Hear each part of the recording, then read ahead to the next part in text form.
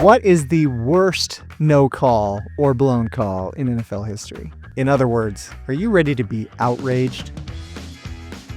This video should come with a trigger warning. Welcome to Brother Sport. I'm Daniel, this is Elijah, we're brothers, and we love sports. And I just don't feel right representing the officials in this video without a mustache. Now we're ready to talk. No, I have a hormone disorder! Don't forget to hit that like button and subscribe for more Brother Sport. Today we're counting down the top 10 biggest no calls or blown calls by people like me that reshaped franchises, legacies, the whole history of the league. But first, before we dive into the list, you won't believe the first ever blown call in NFL history, and how it's changed officiating ever since. Do I look like Hitler in this, by the way? A little bit. Shoot. The earliest well-documented blown call in NFL history that cost a team dearly occurred in the 1932 NFL championship game between the Chicago Bears and the Portsmouth Spartans. Now, the Detroit Lions, which makes this even better. I'm sorry. Don't worry, nobody's listening anyway. This was the NFL's first ever title game in which the Bears won 9-0 on a controversial touchdown pass from Bronco Nagurski to Red Grange in the fourth quarter. Back then, the NFL had a rule that prevented forward passes being thrown less than 5 yards behind the line of scrimmage, designed to reduce injuries and maintain balance. The Spartans argued that Nagurski was not at least 5 yards behind the line of scrimmage when he threw the pass, but the officials allowed the touchdown, securing the Bears' victory. This call sparked immediate outrage from both fans and the press. In fact, this game is often cited as a turning point in an NFL rule evolution due to the uproar it caused.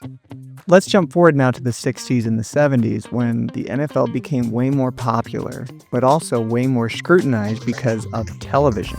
Now millions of people could see these bad calls, not just read about it in the paper. Which brings us to our top 10 list today. Let's now look at the 10 biggest blown or missed calls in NFL history, how they altered legacies, how they changed the league, and how they ruined our lives. My head is in such pain! Number 10, 2013 Seahawks 49ers NFC Championship game. Roughing or running into?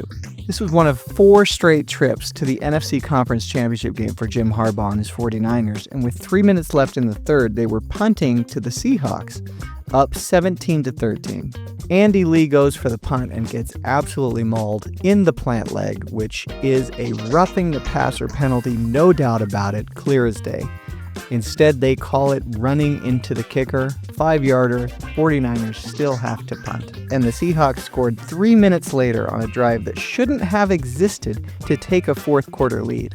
And what's extra annoying about this play is just minutes later, Navarro Bowman, one of the best linebackers in the world, absolutely shreds his knee in an awful outcome of what's known as butterfly effect. That if this call never happens, that play never happens. Crazy to start thinking about the outcome of just this one blown call. Meanwhile, the Seahawks would reach the Super Bowl thanks to this super play by Richard Sherman, after which he shows some super good sportsmanship. Brutal. Don't you ever talk about me! Okay, number 9 I reserved for my Lions fan brother. I don't even know if I can talk about it. Number 9, 2014, Lions-Cowboys wildcard game. No PI.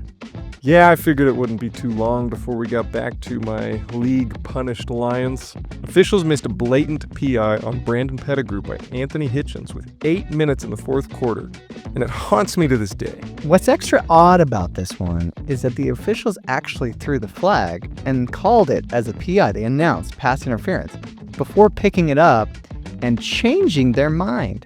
Sadly, things went south from there. They decided to punt on a 4th and 1 inside opponent territory on the ensuing play, which was obviously shanked for a net of 10 measly yards, because that's just what happens when you're a Lions fan.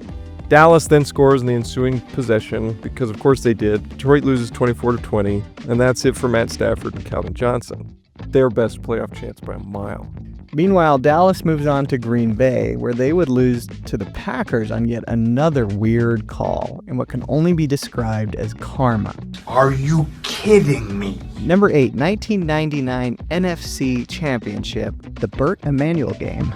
Perhaps this one's more forgotten in history than any of the others on our list. With 45 seconds left, Bucks wide receiver Burt Emanuel caught a dart at the 23-yard line from Sean King, and the Bucks trailing the Rams 11-6. To everyone watching, including Madden and Summerall, it was not just a catch, but clearly a catch.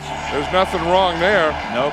The refs halted the game, took an eternity looking at the play, then decided it was not a catch. It was a strange moment that may not have ensured the Bucks' defeat, but clearly influenced the decision. It's what we do. Meanwhile, the Rams moved on to Super Bowl glory, while the Bucks and Tony Dungy flamed out in the playoffs yet again. If you're going to go under the hood, just get it right. That's all we ask. Hey, we tried, okay? We're human. Give us a break. Pardon me, Mr. Perfect! Number 7, 2023 Chiefs-Eagles Super Bowl holding call. I know the NFL hates the idea that the Chiefs are a favorite franchise, but it's moments like this that really fuel that fire. At the end of Super Bowl 57, Mahomes fired a pass to the end zone well over the head of Juju Smith-Schuster, but was gifted a holding call. It was odd to all watching.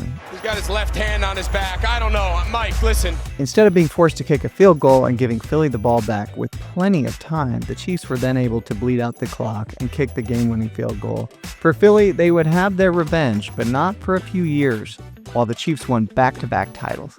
At least we got to enjoy some T-Swift cutaways. It was a distraction from the officiating. Awful. Number 6, 1999, the Music City Miracle. Titans-Bills AFC playoffs. Quickly, let's set the stage and I'll explain its place on our list. The Bills had just kicked a supposedly game-winning field goal with just seconds on the clock. And then they kick off. Frank Wycheck throws an impossibly straight ball to Andre Dyson for what is now known as the Music City Miracle. What's always stood out to me here is that no flag was thrown, even if it was close.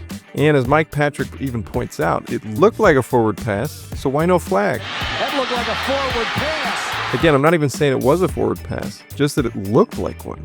And it was reviewed, and the call stood. This one is probably the grayest call on this whole list. I just think it's a really interesting no call in NFL history. But what do you think? I say that what you say is what I say. Number 5, Seahawks-Packers in 2012. The Fail Mary. Everybody knows this play.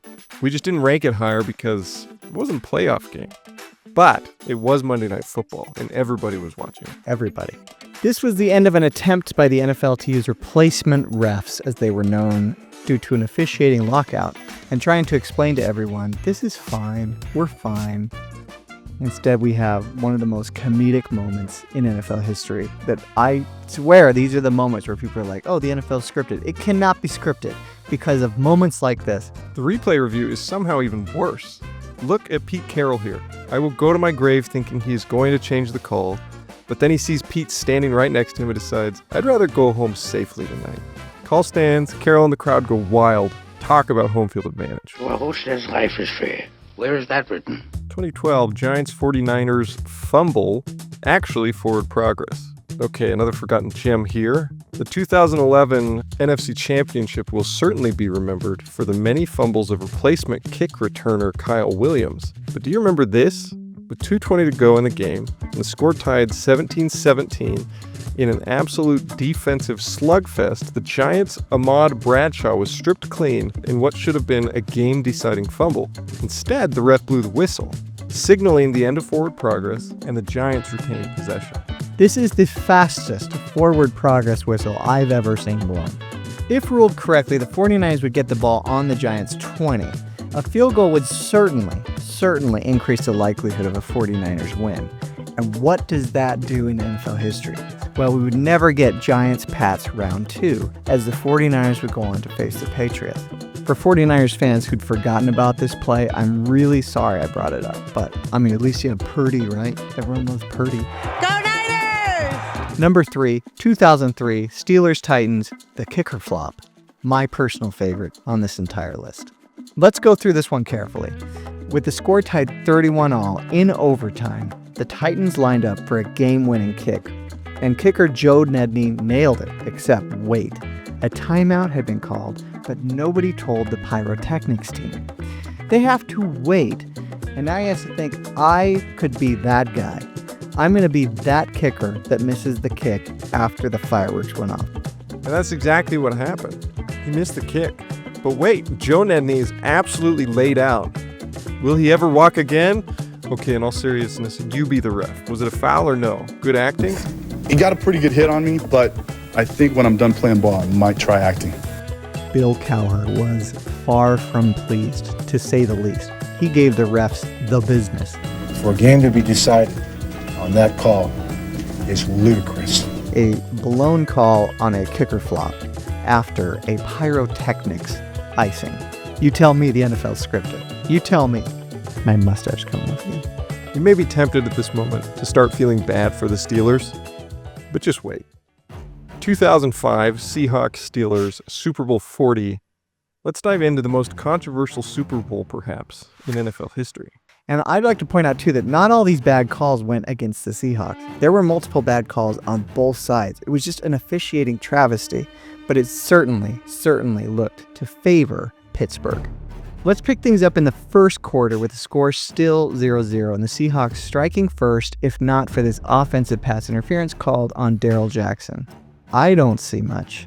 But the worst call may have been this holding call on Seahawks right tackle Sean Locklear, wiping out a completion that would have put them on the 1-yard line, down just 4 points in the fourth. Oh, I didn't see holding. I mean, you have to be able to jam up in there. And on the very next play, Hasselbeck throws a pick and is called for a low block while tackling a dude, which makes 0 sense. Awful officiating all the way around. Each call has so many butterfly effect ramifications, too. I mean, let's be clear, did any of these cost them the game? Probably not. But there's a lot to suggest here that the officials influenced this particular Super Bowl more than any other. It's not about what I want. It's about what's fair! Seahawks fans have every right to still be annoyed with the Zebras, as we all do, except Chiefs fans. And Rams fans, by the way, who've now entered the chat because we have gotten to the #1 blown call in NFL history. And you already know what it is. Number 1, 2019 Saints-Rams NFC Championship. Was there ever a doubt that this would be number 1? It's so horrifyingly bad, so obviously wrong, that it's everyone's go-to for bad calls. For those of you new to sports, let's quickly recap. In the 2019 NFC Championship, the Saints and Rams were tied, with New Orleans diving deep into Rams territory, facing a 3rd and 10. Convert, and they can bleed out the clock, and then kick a game-winning chip shot. Fail to convert, and they can still kick a field goal, but the Rams would get the ball back with plenty of time to either tie or take the lead. Breeze tries to connect with Damian Lewis, and as you can see, it's pretty obvious. Well, what's stronger than obvious? Roby Coleman gets there early, makes no attempt to locate the ball, and even decks Lewis in the head for good measure. Check out this fan angle. Note the position of not one, but 2 officials with crystal clear vantage points. The Rams would indeed go on to tie the game thanks to Greg the Leg Zuerlein, send it to overtime, and then after a horrifying Breeze interception, seal the Saints' fate with another long field goal. In the history of losses, I can really only think of a few worse than this. And you're a Lions fan. But we can't really live till we die a little, can we? Which is a bummer. Breeze was such a good player, he probably deserved a second shot at a Super Bowl title. Now, that's not to say the Saints didn't choke away many other years, and they did. But this was a legitimate robbery. Am I the only one around here who gives a about the rules? Okay, so that's the list. Now, I know all of you are thinking the same thing right now. The top 10 blown calls. How is the Calvin Johnson drop, the Des Bryant drop, the Jesse James drop, and the Tom Brady tuck rule not on the list? I think those are actually correct interpretations of really bad rules. I think the refs ruled them correctly. And I just think you're an idiot. This is why we're brothers. But what do you guys think? That's our top 10 for this week. What did we rank too high? What did we rank too low? Be sure and like and subscribe for more Brother Sport, and we're going to keep coming at you with these arbitrary but fun lists. Taking this off. Thanks so much for watching. One more fun fact on officiating. Do you know that the false start was legal until the 1950s when the league introduced a shot clock to speed up play? Before then, offenses could just snap the ball whenever they wanted, which led to, well, chaos.